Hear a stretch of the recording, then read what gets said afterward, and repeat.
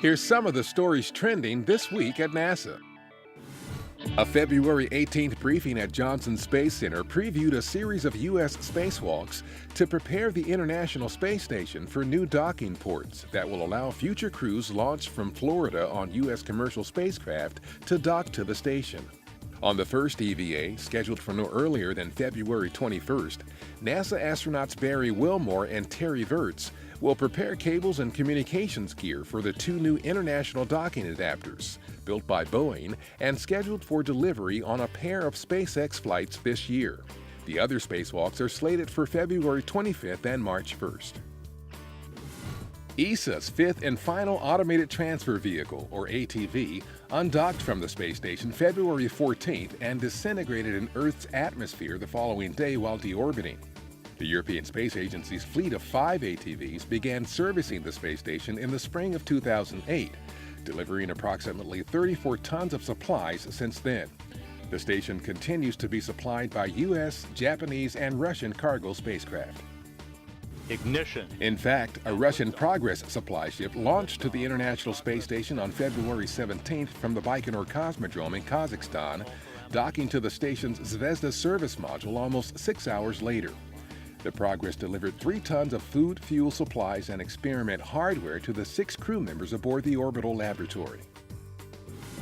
A February 18th media event at the Astrotech Space Operations Facility in Titusville, Florida, focused on NASA's upcoming magnetospheric multiscale mission, scheduled for launch March 12th from Cape Canaveral Air Force Station. The mission will study how magnetic fields around Earth connect and disconnect, converting magnetic energy into particle energy via a mysterious process known as magnetic reconnection. It is a fundamental process that happens throughout the universe. In an effort to improve the safety, reliability, and aerodynamic stability of the Orion crew module's main landing parachutes, a team of investigators led by NASA recently tested 13 different parachute configurations in one of the National Full-Scale Aerodynamics Complex wind tunnels at Ames Research Center in California.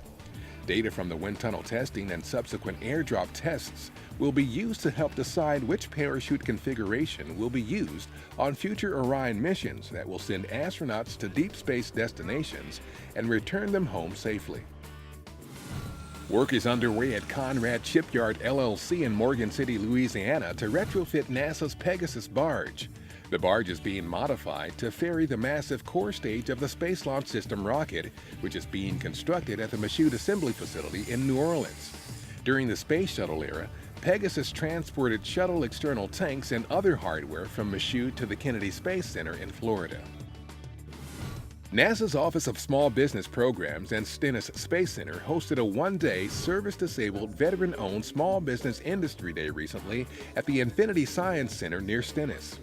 The event provided participants a chance to collect information on small business opportunities and to network with NASA personnel and contractor representatives.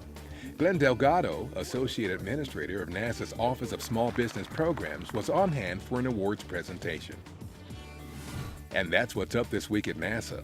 For more on these and other stories, follow us on social media and visit www.nasa.gov/twan.